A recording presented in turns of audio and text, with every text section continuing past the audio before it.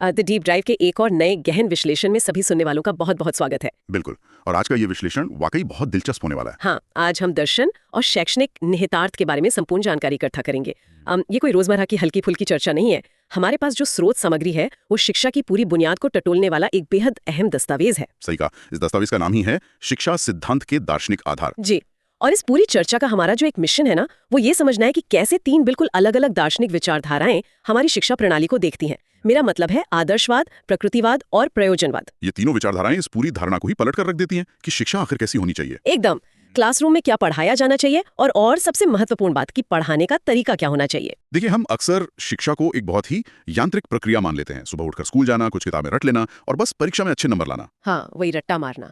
लेकिन मैं सोच रही थी, जरा सोच कर देखिए, क्या हो अगर हमारे स्कूलों में गणित और विज्ञान की जगह सिर्फ आत्मा, नैतिकता और उच्च विचारों की ही पढ़ाई हो। या फिर क्लासरूम की इन चार दीवारों को तोड़कर सिर्फ जंगलों और प्रकृति को ही सबसे बड़ा शिक्षक मान लिया जाए। आओ, ये तो बहुत ही क्रांतिकारी विचार है। चलिए इसे विस्तार से समझते हैं। तो जो हमारी स्रोत सामग्री की शुरुआत होती है वो पहली विचारधारा से होती है, जिसे आदर्शवाद या आइडियलिज्म कहते हैं। जी, आदर्शवाद। अगर हम इसे व्यापक संदर्भ में देखें तो ये समझना बहुत जरूरी है कि शिक्षा के पीछे हमेशा एक गहरी सोच काम कर रही होती है। कोई समाज जीवन को जिस नजरिए से देखता है उसकी शिक्षा प्रणाली बिल्कुल वैसी ही बन जाती है। मैंने इस हिस्से को पढ़ते हुए गौर किया कि आदर्शवाद वास्तविकता का आधार भौतिक चीजों को नहीं मानता। बिल्कुल नहीं। मतलब ये जो कुर्सी, मेज, गाड़ियां या हमारे गैजेट्स हैं, वो असली सत्य नहीं है। असली सत्य पूरी तरह से आध्यात्मिक है, मन और आत्मा से जुड़ा हुआ। यही तो इस दर्शन की सबसे बड़ी खूबी है। आदर्शवाद के अनुसार विचार ही सब कुछ है। ये आज के हमारे उस माइंडसेट से कितना अलग है ना, जहां हम मानते हैं कि शिक्षा का एकमात्र लक्ष्य बस एक अच्छी तनख्वाह वाली नौकरी पाना है। हाँ, आज के समय में हम शिक्षा को सिर्फ एक करियर टूल के रूप में देखते हैं, लेकिन आदर्शवाद हमें रुककर सोचने पर मजबूर करता है। ये दर्शन स्पष्ट करता है कि शिक्षा का मुख्य उद्देश्य आत्मप्रकाश है। जिसे आदर्शवाद या आइडियलिज्म कहते हैं। जी, आदर्शवाद। अगर हम इसे व्यापक संदर्भ में देखें तो ये समझना बहुत जरूरी है कि शिक्षा के पीछे हमेशा एक गहरी सोच काम कर रही होती है। कोई समाज जीवन को जिस नजरिए से देखता है उसकी शिक्षा प्रणाली बिल्कुल वैसी ही बन जाती है। मैंने इस हिस्से को पढ़ते हुए गौर किया कि आदर्शवाद वास्तविकता का आधार भौतिक चीजों को नहीं मानता। बिल्कुल नहीं। मतलब ये जो कुर्सी, मेज, गाड़ियां या हमारे गैजेट्स हैं, वो असली सत्य नहीं है। असली सत्य पूरी तरह से आध्यात्मिक है, मन और आत्मा से जुड़ा हुआ। यही तो इस दर्शन की सबसे बड़ी खूबी है। आदर्शवाद के अनुसार विचार ही सब कुछ है। ये आज के हमारे उस माइंडसेट से कितना अलग है ना, जहां हम मानते हैं कि शिक्षा का एकमात्र लक्ष्य बस एक अच्छी तनख्वाह वाली नौकरी पाना है। हाँ, आज के समय में हम शिक्षा को सिर्फ एक करियर टूल के रूप में देखते हैं, लेकिन आदर्शवाद हमें रुककर सोचने पर मजबूर करता है। ये दर्शन स्पष्ट करता है कि शिक्षा का मुख्य उद्देश्य आत्मप्रकाश है। आत्मप्रकाश मतलब खुद को अंदर से जानना। एकदम सही। खुद को जानना और नैतिक विकास करना। एक इंसान को सिर्फ एक मशीन का पुर्जा या इकोनॉमी का एक हिस्सा नहीं बनाना है, बल्कि उसे एक पवित्र जीवन के लिए तैयार करना है। ये शब्द सुनने में थोड़ा भारी लगता है, लेकिन अगर हम इसे रोजमर्रा की जिंदगी से जोड़ें तो ये मुझे उस पारंपरिक गुरुकुल प्रणाली की याद दिलाता है। हाँ, वो प्राचीन व्यवस्था जहां चरित्र निर्माण पर सबसे ज्यादा जोर होता था। या फिर हमारे घर के उन सख्त लेकिन सिद्धांतों वाले बुजुर्गों की याद दिलाता है, जिनका पूरा जोर इस बात पर होता है कि पैसे चाहे कम कमाओ लेकिन इंसान अच्छे बनो। ये गुरुकुल वाली तुलना बिल्कुल सटीक है। स्रोत में शिक्षा के उद्देश्यों की जो सूची दी गई है उसमें आध्यात्मिक उन्नति और शाश्वत मूल्यों पर सबसे ज्यादा जोर दिया गया है। शाश्वत मूल्य यानी ऐसे मूल्य जो कभी नहीं बदलते, जैसे सत्य, शिव और सुंदर। जी। और जब शिक्षा का लक्ष्य इतना ऊंचा और आध्यात्मिक हो तो जाहिर है कि स्कूल का सिलेबस भी उसी स्तर का होना चाहिए। तो इसका मतलब इनके पाठ्यक्रम में विज्ञान या तकनीक नहीं होती? होती है, लेकिन बहुत कम। आदर्शवाद के पाठ्यक्रम में विज्ञान या पैसे कमाने वाले विषयों से ज्यादा साहित्य, इतिहास, दर्शन, नैतिक शिक्षा और धर्म जैसे विषयों को अहमियत दी गई है। अच्छा, मतलब वो विषय जो इंसान को इंसान बनाते हैं। बिल्कुल। आदर्शवादियों का मानना है कि ये विषय हमें हमारे अतीत से जोड़ते हैं और हमारी नैतिकता को आकार देते हैं। लेकिन मुझे जो बात सबसे अनोखी लगी वो है इनके पढ़ाने के तरीके। हाँ, वो बहुत ही अलग हैं। दस्तावेज में शिक्षण विधियों के तौर पर प्रश्नोत्तर विधि, संवाद विधि और तर्क विधि का जिक्र किया गया है।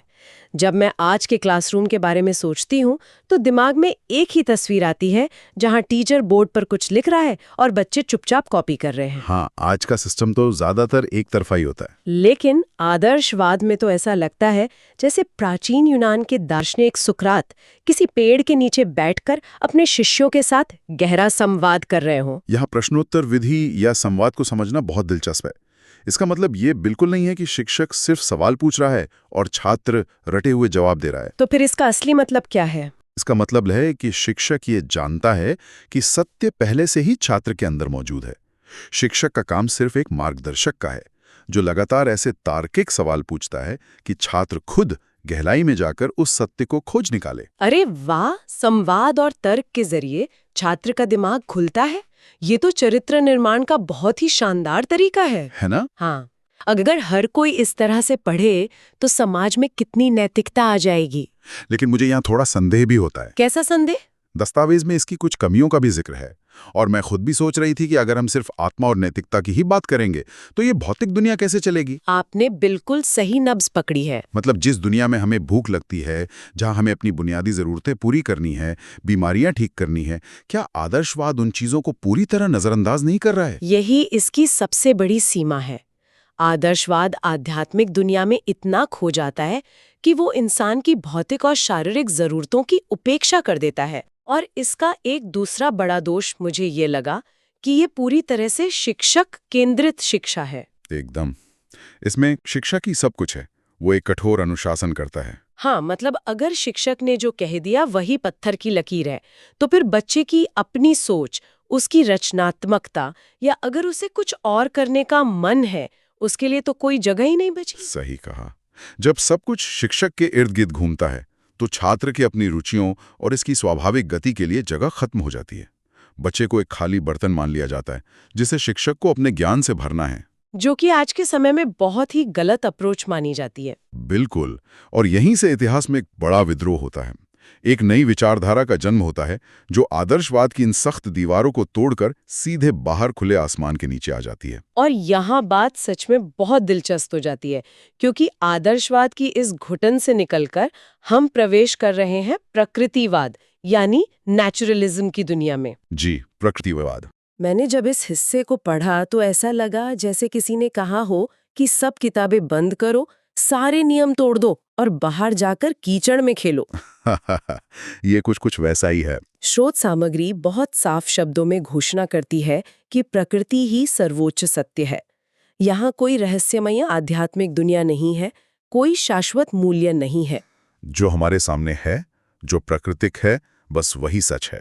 यहाँ जो बात सबसे आकर्षक है वो है शिक्षा के केंद्र में आया ये अचानक बदलाव। हाँ, एकदम 180 डिग्री का बदलाव। बिल्कुल।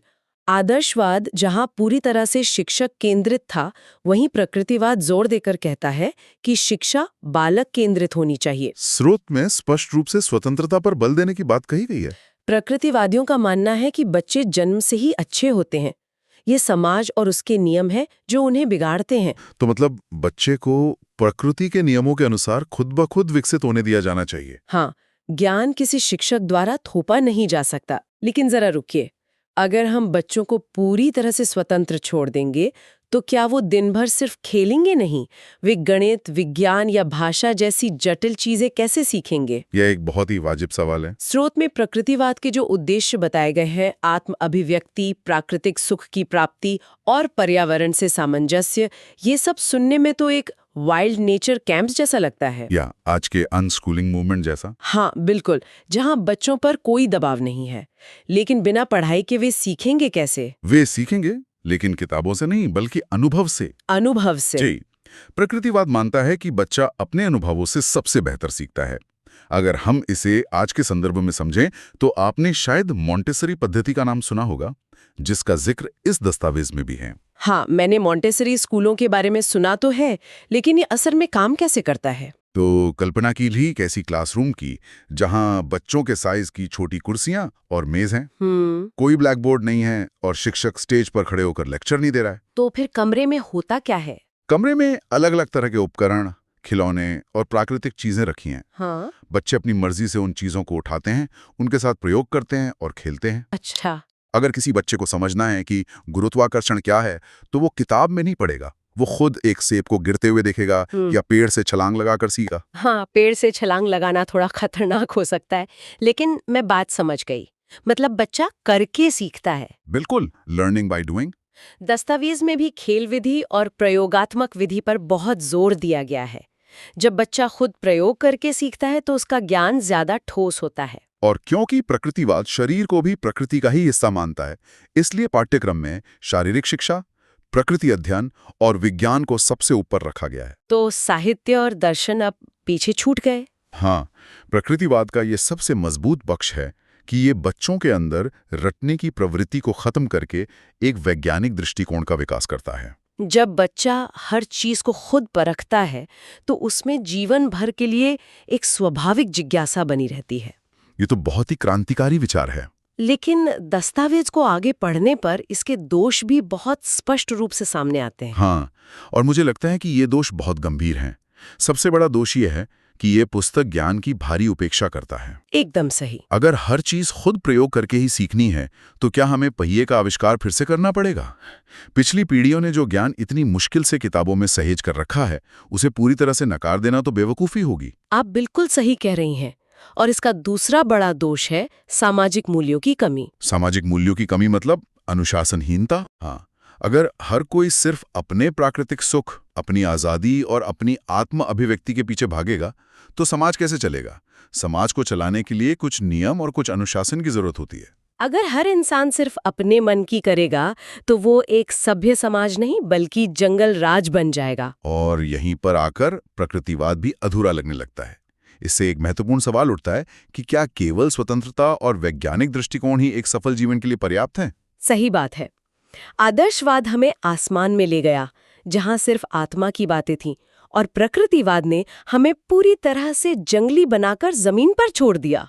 तो क्या इन दोनों के बीच कोई ऐसा रास्ता नहीं है जो आज के इंसान के काम आ सके? तो इस सब का क्या मतलब है? हमें एक ऐसा रास्ता चाहिए जो न तो हमें सन्यासी बनाए और न ही हमें पूरी तरह से बेलगाम छोड़ दें। बिल्कुल। और स्रोत के अनुसार ये व्यावहारिक रास्ता निकालता है हमारा तीसरा दर्शन, प्रयोजनवाद या प्रैग्मेटिज्म। जी, प्रयोजनवाद। दस्तावेज में जॉन डीवी और विलियम जेम्स जैसे प्रमुख विचारकों का नाम दिया गया है। जब मैंने इसके बारे में पढ़ा तो मुझे लगा कि प्रयोजनवाद उस दोस्त की तरह है जो आपकी लंबी चौड़ी दार्शनिक बातें सुनकर कहता है कि भाई ये ज्ञान की बातें छोड़ो, सीधा सीधा ये बताओ कि इससे मेरी प्रॉब्लम कैसे सॉल्व होगी। ये एक बहुत ही सटीक और मजेदार उदाहरण है। प्रयोजनवाद वास्तव में यही है। ये पूरी तरह से उपयोगिता और व्यवहारिकता का दर्शन है। मतलब जो काम आए वही सही है। बिल्कुल।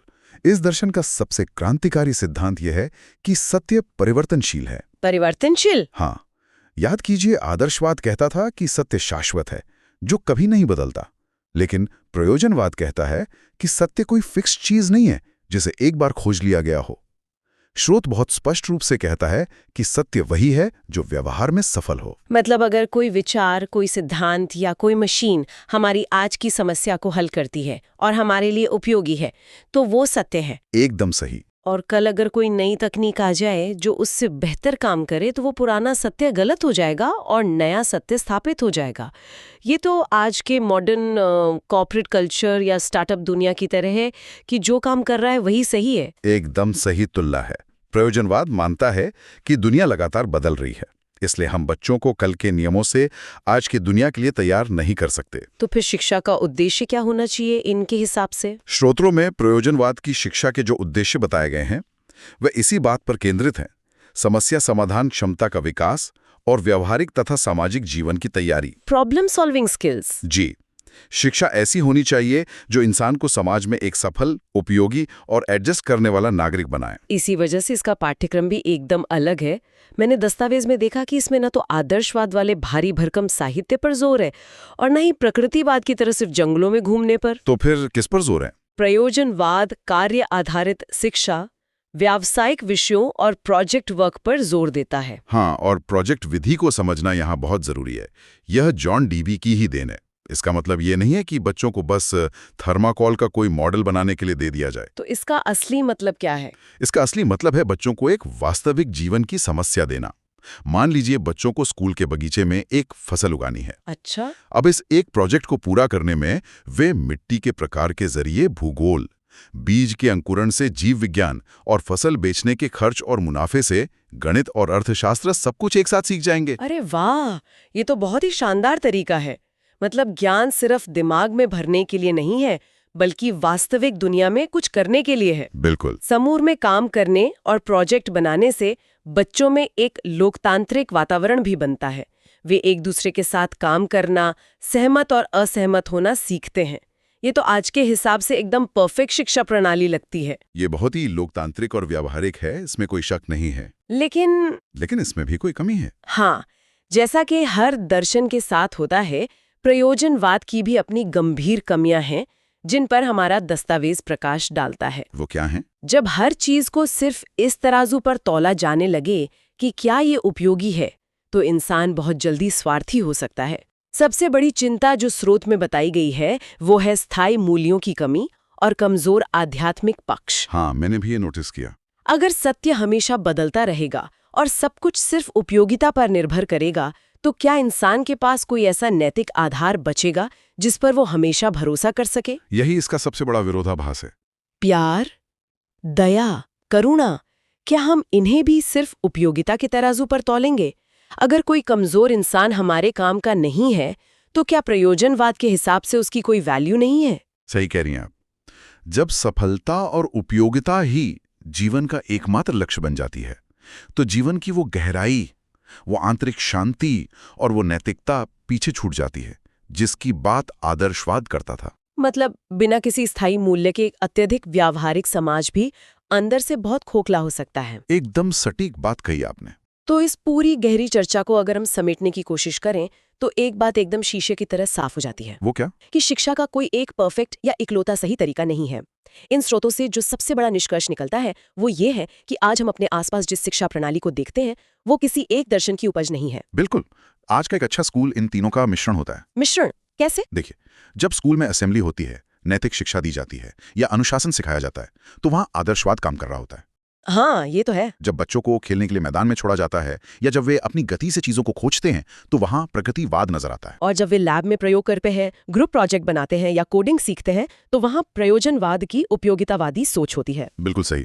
और ये सब समझना सुनने वालों के लिए क्यों मायने रखता है? क्योंकि ये चर्चा सिर्फ किताबों तक सीमित नहीं है। हम सभी किसी न किसी रूप में इस शिक्षा व्यवस्था का हिस्सा हैं, चाहे एक छात्र के रूप में, माता पिता के रूप में या एक नागरिक के रूप में। ये समझना कि शिक्षा के पीछे कौन सा दर्शन काम कर रहा है, हमें ये देखने में मदद करता है कि हमारा समाज अपनी आने वाली पीढ़ी को किस दिशा में ले जाना चाहता है। इससे हम सिस्टम से सही सवाल पूछ सकते हैं। बिल्कुल, ये विश्लेषण हमारे सोचने का दायरा काफी बढ़ा देता है। लेकिन इस पूरी चर्चा के अंत में मेरे दिमाग में एक बहुत ही अजीब लेकिन जरूरी विचार आ रहा है। बताइए, क्या विचार है? प्रयोजनवाद कहता है कि सत्य परिवर्तनशील है और जो उपयोगी है वही सत्य है। आज हम तकनीकी युग में जी रहे हैं, जहां आर्टिफिशियल इंटेलिजेंस और रोबोटिक्स हर दिन हमारे व्यावहारिक कौशल की परिभाषा को बदल रहे हैं। ये तो सच है। एआई बहुत तेजी से चीजें बदल रहा है। कल तक जो कोडिंग या डेटा एनालिसिस बहुत उपयोगी था, आज एआई उसे सेकंडों में कर रहा है। तो जब मशीनें हमारे सारे व्यवहारिक और उपयोगिता वाले काम कर लेंगी, तो इंसान के पास क्या बचेगा? ये एक बहुत ही गहरा सवाल है। क्या भविष्य की शिक्षा में हमें मजबूर होकर एक बार फिर आदर्शवाद के उन शाश्वत मूल्यों यानी नैतिकता, कला और आत्मा की ओर वापस लौटना पड़ेगा? हो सकता है। क्योंकि जब मशीनें पूरी तरह से प्रैक्टिकल हो जाएंगी, तो शायद इंसान को ये याद दिलाने के लिए आदर्शवाद की ही जरूरत पड़ेगी कि हमारी असली इंसानियत आखिर है क्या। ये वाकई सोचने वाली बात है। ये सभी सुनने वालों के खुद सोचने और विचार करने के लिए एक बहुत ही दिलचस्प बिंदु है। इस लंबे और बेहद ज्ञानवर्धक गहन विश्लेषण में हमारे साथ गहराई तक उतरने के लिए सभी सुनने वालों का बहुत बहुत धन्यवाद। मिलते हैं अगली बार एक नए विषय और एक नई डीप डाइव के साथ।